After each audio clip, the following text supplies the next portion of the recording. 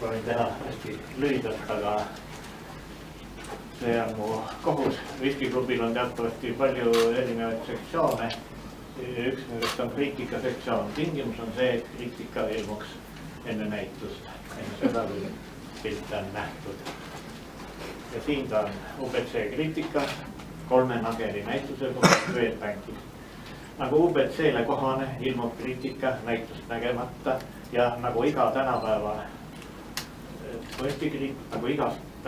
kunstikriitikas on kombeks, ei räägita üldse näitavane UBC kolonel, see tähendab mina, Tiit Pääsuke nimi muutmata.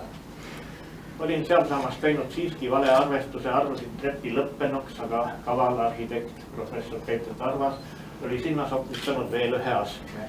Nüüd võite isegi arvata, mis juhtub.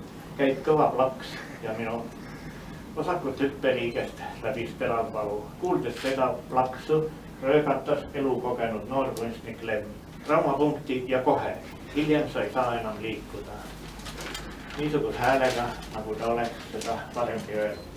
Kahekesi kaelakuti kakerdades ja Lemmi juhtimisel kommerdasime ühel jalal hüpeldes kaubamaja juurest kusagile Veerenni, Oa ja Erne tänava kanti, kus Lemm teadis olema traumapunkti.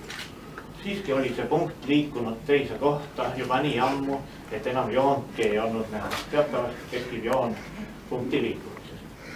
Aga paistetus suurenes ja käimisvõime vähenes, kuidagi siiski läbisime Ravi tänava, mille teises otsas traumapunkt asus. Nüüd olen jõudnud tänapäeva, eilsesse nimelt.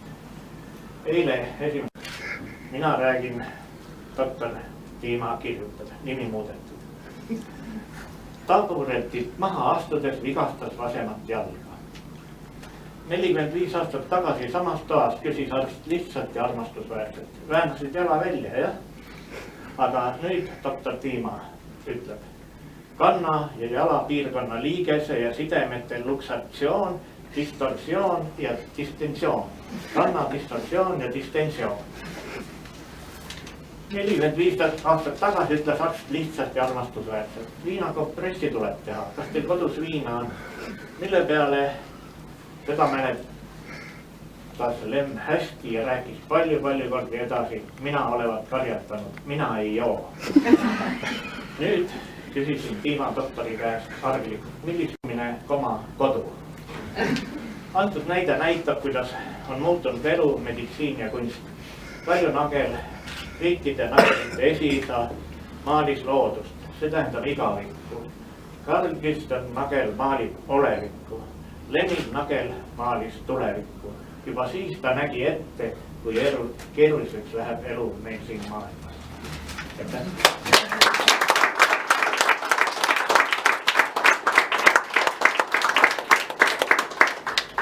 Aga nüüd on meil võimalik näha igavikku, olevikku ja tulevikku.